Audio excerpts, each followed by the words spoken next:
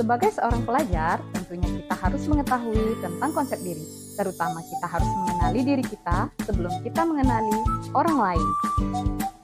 Assalamualaikum warahmatullahi wabarakatuh. Halo sahabat BK, perkenalkan nama saya Ibu BK Eriza. Kali ini saya akan memberikan sebuah layanan klasikal kepada kalian semuanya, yaitu tentang konsep diri remaja. Adapun tujuan dari layanan ini diharapkan siswa dapat memahami pentingnya mengenal dan mengembangkan konsep diri positif untuk menunjang perkembangan pribadi dan sosialnya. Nah, sebelum kita masuk ke materi, saya akan memberikan sebuah pertanyaan dan juga sekaligus permainan kepada kalian semua. Sudah siap mengikutinya? Ayo kita mulai! Sekarang, ayo kita mengenali diri kita. Siapakah aku? Sekarang, ayo sama-sama kita buat gambaran diri kita di kertas yang sudah Ibu sediakan. Dan silahkan ditempel di wajah kalian masing-masing, gambarlah sesuka hati kalian. Nah, bagaimana hasilnya? Nah, dari kegiatan tadi, silahkan kalian tulis 3 hal yang paling kalian sukai dan 3 hal yang ingin kalian rubah dari diri kalian.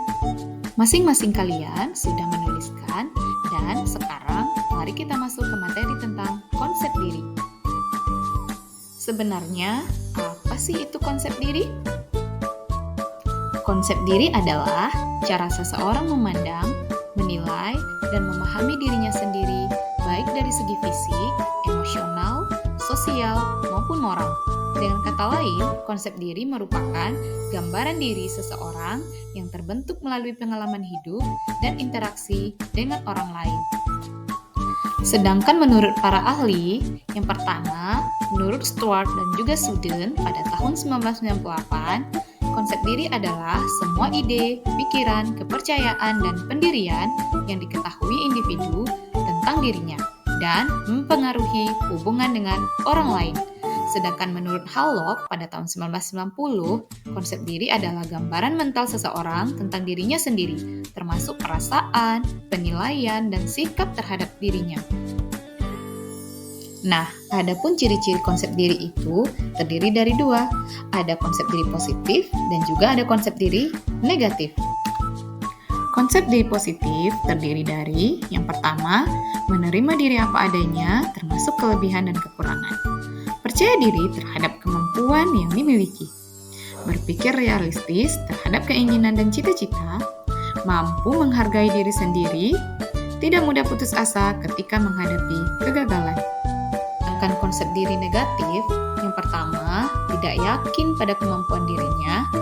Yang kedua, sering membandingkan dirinya dengan orang lain, merasa tidak berharga atau tidak pantas, mudah minder, pesimis, dan takut mencoba hal baru. Yang terakhir, sulit menerima kritikan atau pendapat orang lain. Adapun faktor-faktor yang mempengaruhi konsep diri, yaitu keluarga, teman sebaya, pengalaman hidup, lingkungan sosial dan sekolah, serta sosial media. Adapun bentuk-bentuk konsep diri, yang pertama, konsep diri fisik, yang mana konsep diri fisik ini persepsi terhadap penampilan dan kondisi tubuh. Yang kedua, konsep diri sosial, pandangan terhadap hubungan dan penerimaan dari orang lain. Yang ketiga, konsep diri emosional, kesadaran dan penerimaan terhadap perasaan diri sendiri. Dan yang terakhir, konsep diri moral, pandangan terhadap nilai dan norma pribadi. Nah, sekarang kenapa sih penting bagi remaja untuk memiliki konsep diri?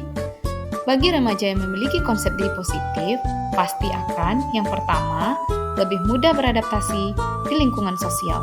Yang kedua, mampu membuat keputusan dengan percaya diri. Yang ketiga, tidak mudah terpengaruh tekanan teman sebaya. Dan yang terakhir, lebih bahagia dan menghargai kehidupan. Sebaliknya, remaja dengan konsep diri negatif biasanya rentan mengalami yang pertama, stres, kecemasan, dan rendah diri. Yang kedua, kesulitan dalam menjalin pertemanan. Dan yang terakhir, mudah mengikuti pengaruh negatif demi diterima. Adapun cara mengembangkan konsep diri positif, yang pertama, mengenali kelebihan dan kekurangan diri sendiri dengan jujur, berpikir positif terhadap diri dan lingkungan, bersyukur atas apa yang dimiliki, bergaul dengan orang-orang yang mendukung dan menghargai diri kita, menetapkan tujuan hidup yang realistis, serta menerima kegagalan sebagai proses belajar, bukan akhir dari segalanya. Nah, sekarang dari materi tadi, ayo sama-sama kita menuliskan janji pribadi di kertas kecil. Nah, dari kegiatan tadi, diperoleh janji pribadi oleh siswa. Ada yang menulis, mulai hari ini aku akan lebih menghargai diriku sendiri. Dan ada lagi yang menulis, aku akan berhenti membandingkan diriku dengan orang lain. Dan banyak lagi tulisan-tulisan janji pribadi yang ditulis oleh siswa. Dari semua materi tadi, dapat kita simpulkan bahwasannya konsep diri merupakan fondasi penting dalam perkembangan remaja.